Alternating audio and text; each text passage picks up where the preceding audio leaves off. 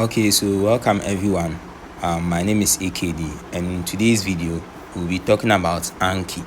Anki is a flashcard app, which is a very useful app for a lot of students, including medical students.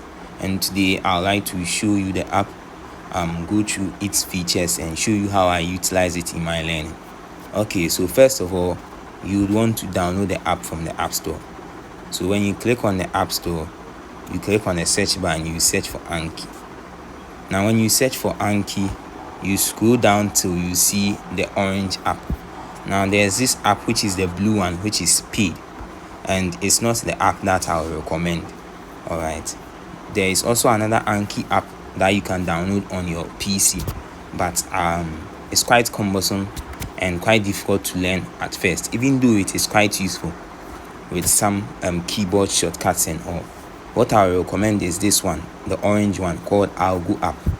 And when you scroll down, you can see in the reviews, this second one, the lifesaver review, was actually my review, and it's from a year ago. So it shows you that it's an app that I've been using for a very long time. So now when you open the Anki app, which is this one here, when you open the Anki app, this is how it is. Now you can see decks. A deck is a set of cards.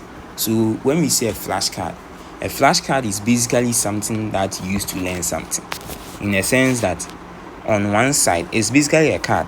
On one side you have the question, and on the other side you have the answer. You understand? So that's how it is. So you flip the question to see the answer, or sometimes you can see the answer and then guess the question. Now down here you can see a bunch of folders. These are my folders, which you will not see when you open yours first. Now remember, when you open the app, you would have to sign in and all, so that process is up to you.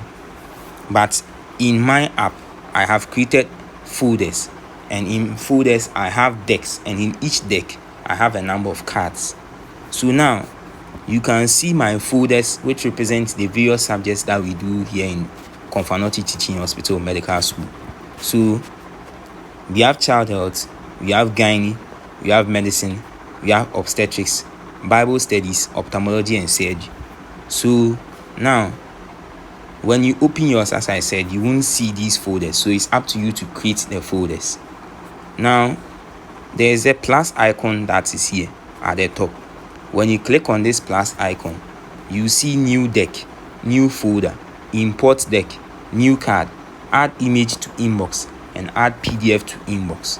Now when you click on the new deck, all right, this is whereby you create a deck of cards. And so what I do is that I let my decks represent the topics that we are learning inside the folder, which is the whole subject. So now for example, if I click on gynae, which is my gynae folder, all right, you can see I have a bunch of topics inside, and so these are individual decks which are representing the various topics. So let's go back and click on the plus icon. So when I click on new deck here, I can name my deck, all right, write any name that I want for that specific topic.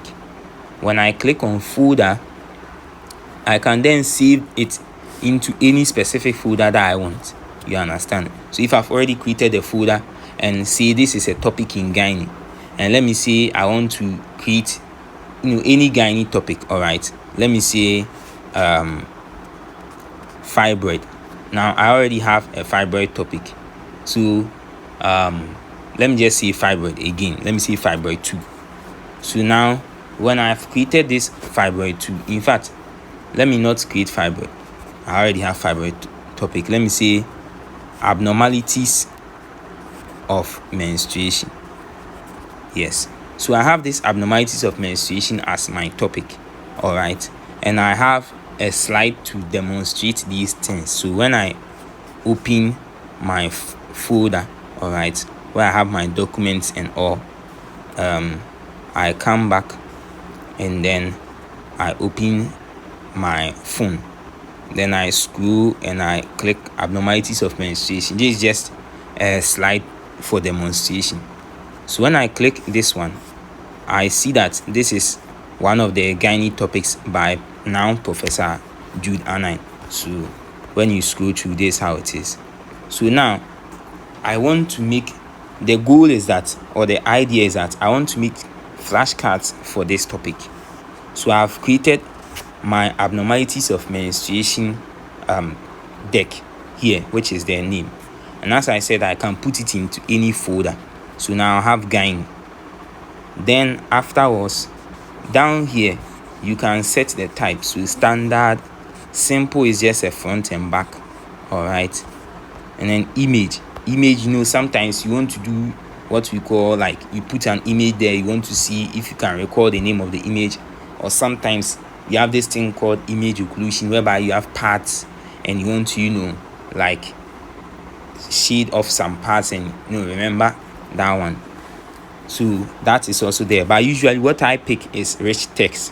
With rich text, you can put in images, you can put in recordings, you can put in a whole lot of stuff. So down here are some of the cards, and here you can see some of my recent cards that I have been making. So now let me save this one, and now I've saved it as a new deck. So now when I save this as a new deck, you see abnormalities of menstruation, create card, and generate cards. So now what is a card? As I said, the card is basically the question.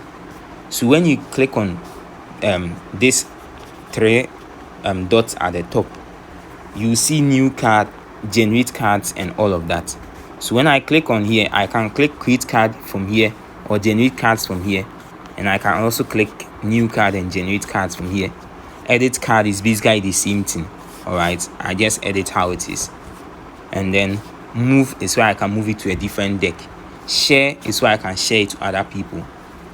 So we'll come to all these features, but let's go through everything one by one.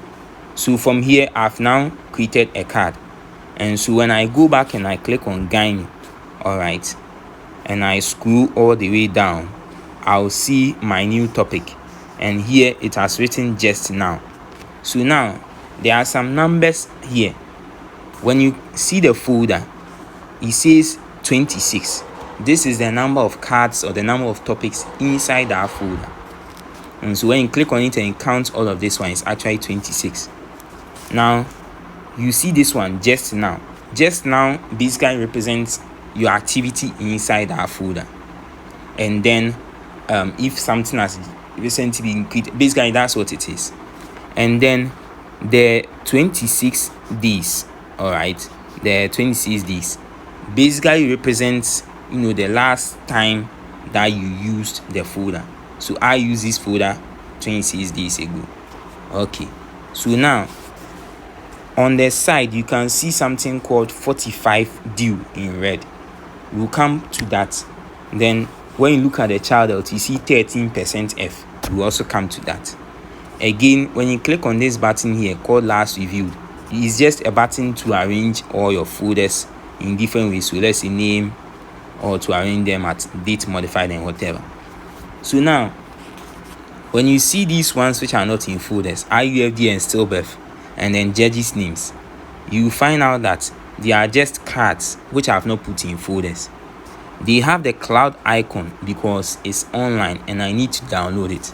So let's say I click on judges names, and so here you can see a description, the number of cards inside. So when you scroll here, you can see these are the cards. So like if I click on this card, you see that the top here, on top of the line is the card, below is the answer. And then you can see when I updated it and the folder that I've put inside. Currently it's not in any folder. So when I download it, then I can work on it. Okay, we'll come to all of these later. This is just an overview video.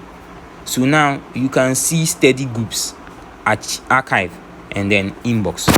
So now study groups are what? You can create a group and then you invite other people to come and join into your group, and in that group you can share a number of cards. So as you can see, I've created some study groups whereby I invite people. So let's say I click on this one which I created for my 5th year group, the Lord is our strength. So now this is my study group. These are the members that are invited. I can see what everyone has been doing within the last 7 days. This is the invite link. So when I click on it, I'll send it to another person and then I'll invite them into my group. And these are the shared decks or the cards that I've shared into this study group that everyone can view. So you can see all the topics that I've shared into this group. So now let us look at archive. Archive basically represents your recycle bin. So decks that you have deleted, you just click it, it goes into the archive. And then when you click on this one, it restores it again. When you click here, it permanently deletes it. And when you come to inbox, inbox is basically, as it says, it's like where you store things.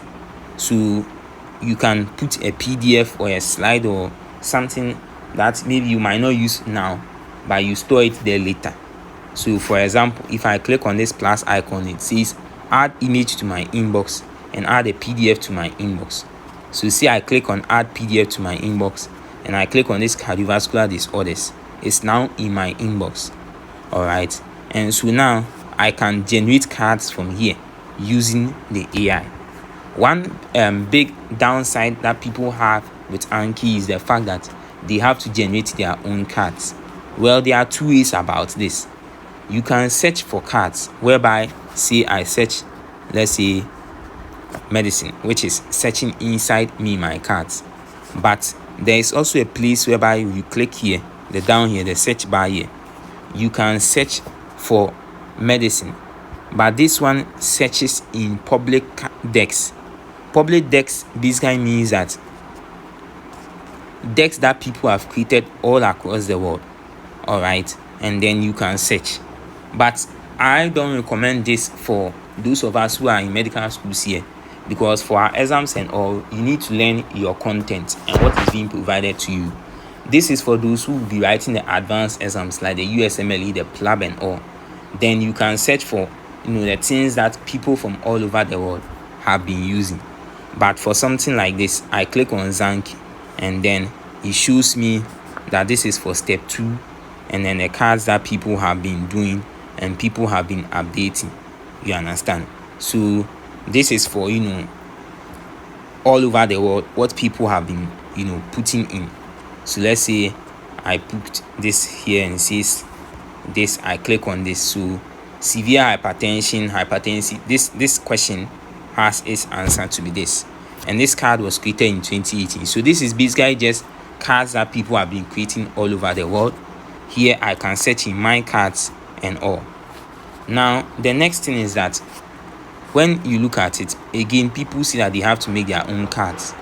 Yes, if you click on, say, gynae and you scroll all the way down to our abnormalities of menstruation card deck, yes, you can click on create cards, and here is where you type the question, which is the front, and then the back, which is the answer. But then right now there's an AI that has been put into Anki. Right now AI is everywhere, and this AI can set questions for you. And this is the big thing about Anki. At first I knew about Anki, but I really didn't utilize it because the same problem, the stress of you having to create your own cards. But now with the AI, it's very easy to create cards because the AI can do it for you, therefore giving you more time to study the cards instead of wasting time creating them. So that is it. Now let's click on the plus icon again, and you can see basically all that I have said. When you click on import deck, it basically is like someone sends you the raw Anki file or the raw file of a specific deck, and then you import it here. So sometimes you can put your things or your slides or your PDF or whatever into an AI like ChatGPT. It will generate the card for you as a file, then you input it here. Okay, so now again, this image to inbox is what we saw earlier.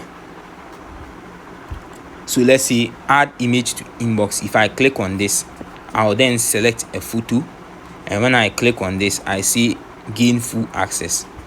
So now it comes into my photos, and I click on this, and then you see the picture is here, which I'll generate cards from later.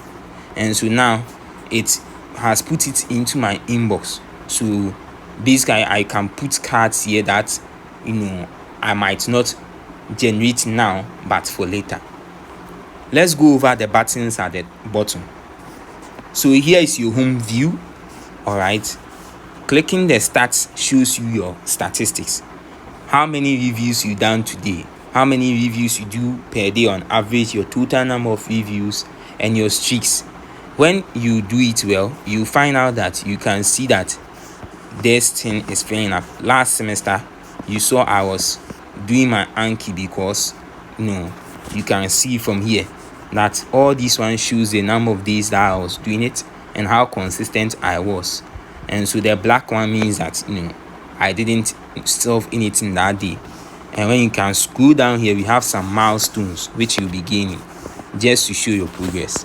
And so when you look at August, I was pretty much consistent in August as well as in September. But during October now, I've not really been consistent, which I have to go back to. So it will show you your statistics and all. Now, when you come to what we call Omni Review, you can review individual cards. You can review individual decks. Omni Review is basically big review. It allows you to review a lot of cards in a lot of decks at the same time. We'll come to that later. We've already seen the search and now account. Account is where you manage stuff with respect to your account.